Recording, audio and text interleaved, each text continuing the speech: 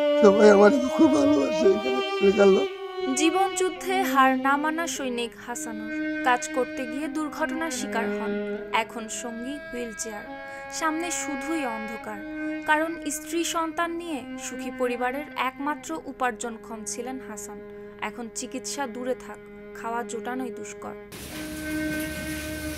সুন্দর কর্মময় স্বাভাবিক জীবনের স্বপ্ন নিয়ে লালমনিরহাট থেকে জীবিকার তাগিদে 2011 সালে ঢাকার আশুলিয়ায় আসেন মোহাম্মদ হাসানুর রহমান। স্ত্রী ও 2 সন্তান নিয়ে বেশ সুখেই কাটছিল তার দিন।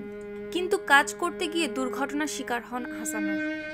সাজানো সংসারে নেমে আসে কালো মেঘ।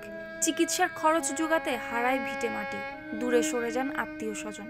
অভাব অনটন জেঁকে বসেছে। প্রায় 2 বছর ধরে মানুষের সাহায্যে দিন কাটছে হাসানুরের। তবে নতুন স্বপ্ন দেখিয়েছেন চিকিৎসকরা, দরকার বেশ কিছু টাকার। আমি আগে এখানে ছিলাম, গোডাউনে সুতার কাম করতাম, কারেন্টে কাজ করি। যে ডাকে সে এখানে কাম করি, 14-15 বছর ধরে এখানে আছি। এখন কারেন্টে কাজ করতে যেয়ে পড়ে যেয়ে মেরুদণ্ড হাড় ভেঙে গেছে আমার। হাড় ভেঙে যেয়ে যা হাতের সম্ভব ছিল, থাকার ঘর ছিল, সমস্ত বিক্রি করে চিকিৎসাপাতি করছি। চিকিৎসা করে এখনো থেরাপি দিতে পারতেছি না। এখনো ডাক্তার বলতেছে যে ইনশাআল্লাহ তুমি সুস্থ হবা, কিন্তু আমার শক্তি হচ্ছে না, টাকা পয়সা নেই কারণে আমি চিকিৎসা করতে পারতেছি না। যে আমি চিকিৎসা করি সুস্থ হতে চাই।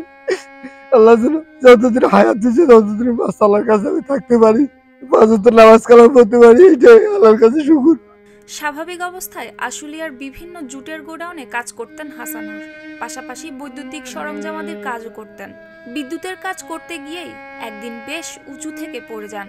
মেরুদণ্ডের হাড় ভাঙে, অসাড় হয়ে যায় কোমর থেকে শরীরের নিচের অংশ। বিভিন্ন জায়গা থেকে চিকিৎসা নিয়েছেন, কিন্তু টাকার অভাবে এখন আর চিকিৎসা চলছে না। ঢাকার আশুলিয়ার আয়নাল মার্কেট এলাকায় প্রায় 14 বছর ধরে বাস করছেন হাসানুর। সেখানে ভাড়া বাসায় থাকেন। স্থানীয় বাসিন্দা মোহাম্মদ নাহিদ হোসেন, মোহাম্মদ আবুল হোসেন মুন্সি বলেন, হাসান আমাদের এলাকায় দীর্ঘদিন ধরে বসবাস করে আসছে। আগে বিভিন্ন গোডাউনে কাজ করত, ইলেকট্রিক কাজ কিছু জানে। শীতকালে মাঝে মধ্যে সড়কের পাশে পিঠা বিক্রি করে ওর জীবিকা নির্বাহ করত, কিন্তু এখন তো কিছুই করতে পারছেন না। সবের দ্বারে কাজ কাম করছে, ফ্যাক্টরি মিস্টরি বিভিন্ন বাসা বাড়ি ডাকছে, কাজ করছে। পরবর্তীতে এক জায়গা কাজে যাই অ্যাক্সিডেন্ট করছে, ওর মেরুদণ্ড ভেঙে গেছে।